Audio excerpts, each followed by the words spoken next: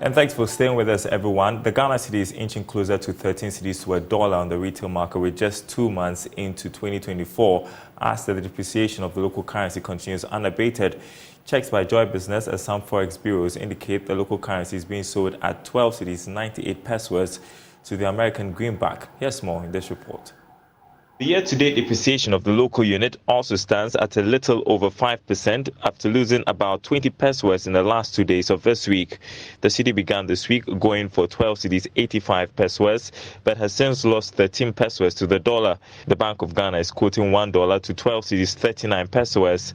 The local unit weakened 1.37% week on week to the American greenback last week as a result of immense corporate demand and cedi-funded foreign exchange pressure. Despite the central bank selling $18.5 million on the spot market, it could not keep the cedi afloat as it weakened to close at a mid-rate of 12 cedis 75 pesos to the dollar. Similarly, the cedi shed 1.10% and 1.47% to the pound and euro respectively on the retail market.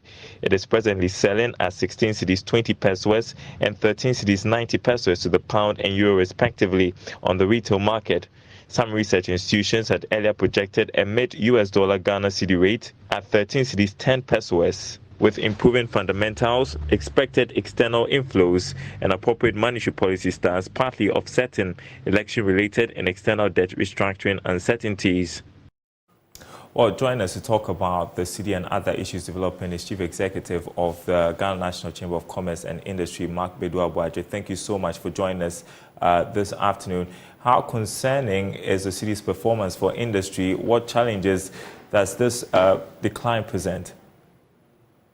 Well, I think the depreciation is actually consistent with what we have been experiencing at the beginning of every year on the back of the increased demand for the dollar to import during the Christmas festivities. We imported a lot of things. There's a time that those who imported are paying, so there is pressure on the dollar for those who are importing. Also, the multinationals, largely, some of them will be transferring money to their host nation. So it's consistent with what we have been experiencing in most of the first quarters for the past years.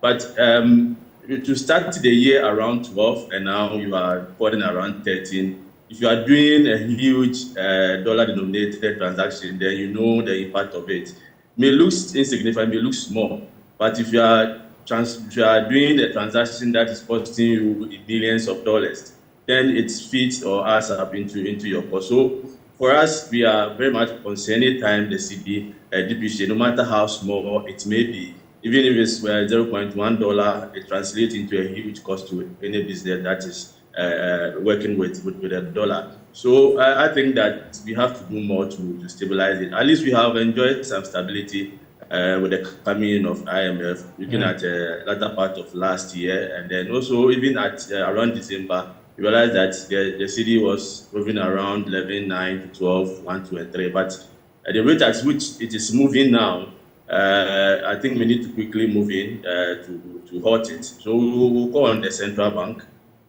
using the monetary policy to see how best they can stabilize the currency for businesses. Yeah, so I mean, the reason for the depreciation we are witnessing is as a result of a surge in corporate demand, essentially foreign companies repatriating their profits. Now, one of the things your chamber has pushed for is for government to task multinational companies to keep dollar revenues in local banks.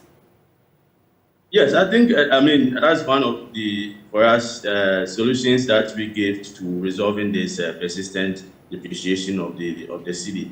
If we allow these multinationals at the beginning of the year to transfer all the profit that they have made, in fact, they bring in the dollars, but they work with cedis. Once the revenue, most of them also come in the form of cedis. So if they want to repatriate their profit, usually they have to convert it because, I mean, you can't send a cedi to America. You have to convert it into the dollars, and that puts a lot of pressure on the cedi. So we have advised that I think you should have the one-on-one discussion. I think there is something actually going on, but as to whether it's working is something that we need to interrogate further. One thing that we also requested for is that they should stagger the repatriation. If you have, let's say, assuming like $1 billion to send to your host, your mother company, and you can stagger it in such a way that it will not affect you as the company and also affect the stability of the local currency, then you need to also look at the environment in which you are working.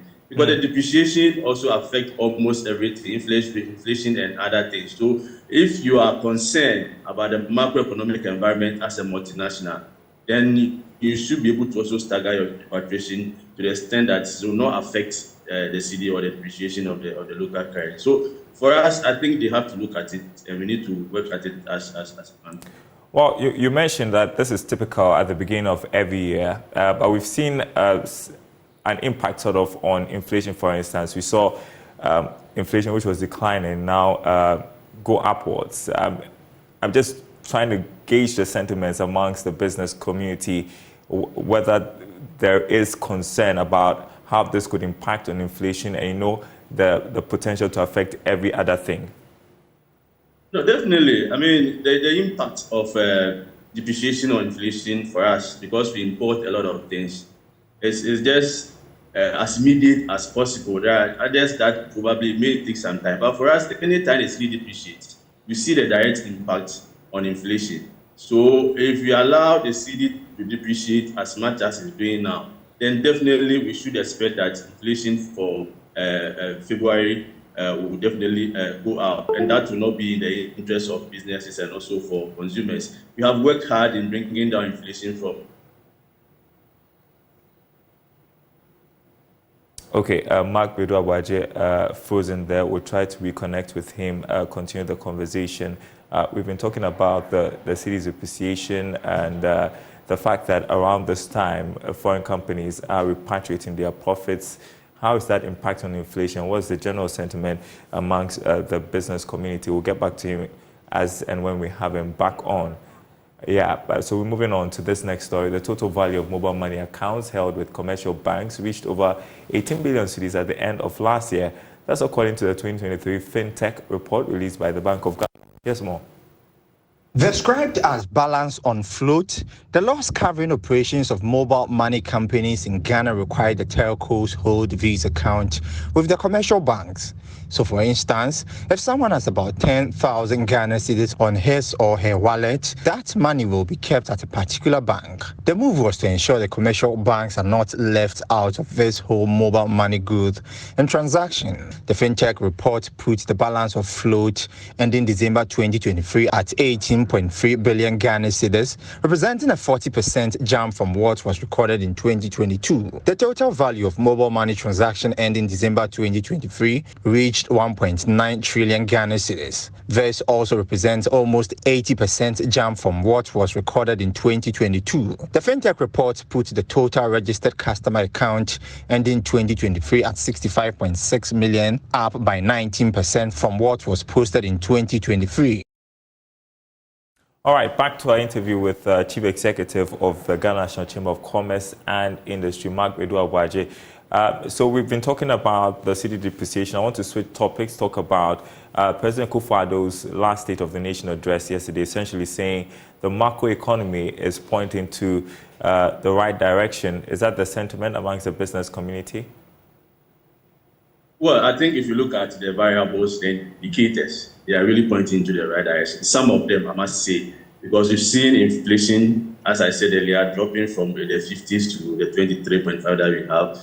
Of course, we've seen the policy rate also dropping from the 30 to 29. But largely, we need to look at the impact of these variables on businesses, the impact of these variables on employment, the impact of these variables on productivity and also poverty reduction. I don't think we should be excited so much about these numbers. These numbers are supposed to support certain activities. When you look at development, you don't really look at these changes within a short possible time. You are looking at how it translates into key development indicators. Mm-hmm. Now, if these reductions are translating into a higher profit for businesses, then businesses will feel the impact. But rather, these indicators, as you said there's a bitter medicine that we all have to drink, that is the taxes. And I think that this medicine is too bitter. And as to whether the medicine is also helping to cure the patient is something that we need to interrogate. The patient, after taking this medicine, is getting sick, the situation is getting worse day by day. If you are imposing taxes, as the president admits, that you have to do it, But what are the impact of these taxes on businesses? Businesses are collapsing. Businesses are not doing well. Businesses are under production because of these taxes. So how long are we going to consume this bitter medicine? Is the bitter medicine working for businesses? I must say it's not, because taxes, in a way, when it exceeds certain level, definitely will kill businesses. We admit that we are in a difficult situation, and for me, one of the things that I like about the SONA was the fact that the president admitting that we are in a difficult situation, and also giving us a hope that we need to work together to turn things around, to move the economy forward. But one thing that for me, I was expecting the president to also say, as a way of encouraging businesses, is to come out with what exactly they are doing to ensure that the business environment is conducive for businesses. As it stands now, the State of the Nation address clearly indicated the state of businesses. It's a state of difficulties. It's a state of despair. So there should have been a way out, and saying that I didn't see anything. Now, if the private sector is the engine of growth, and you are giving a state of the Ghanaian economy, I would have expected a special session for the private sector, that we know the challenges you are going through with taxes, the challenges with utility tariffs, the challenges with interest rate. This is exactly what we are going to do maybe in the media budget to ensure that we bring relief to businesses. It's only that you see these macroeconomic variables translating into a reduction in unemployment. I mean, the data from the DSS recently, I mean, you all know the numbers they are turning out as the unemployment rate. It's a clear indication of the fact that businesses are not expanding. If government can only employ 7%, private sector employs 93%, and people are not getting work. In a year, over 100,000 graduates they always turn out over 100,000 graduates into our economy. Within that year, the likelihood that you get a job, only 5 to 10% are able to get a job. Consistently, the pile-up of those young youth who have been to school and they are looking for a job and they are not getting, they have the capacity, they have the potential. Somebody will have to create a job for them. And that is the private sector. If the private sector is not doing well, definitely you won't get people being employed. And I'm not surprised. Probably also by the definition, I mean, here is using the ILO definition. If you look at those who are looking for a job for the past 2 to 3 years or even a year, and they are frustrated and they now decide not to look for a job again, they will not be part of the unemployed numbers that were given by the sector. So the numbers may even be higher, looking at what is out there. So the private sector is the key. If the private sector is the engine of growth, anytime the president is making a decision about the economy, there should be a clear case of private sector being given a priority in our developmental agenda. I didn't see that.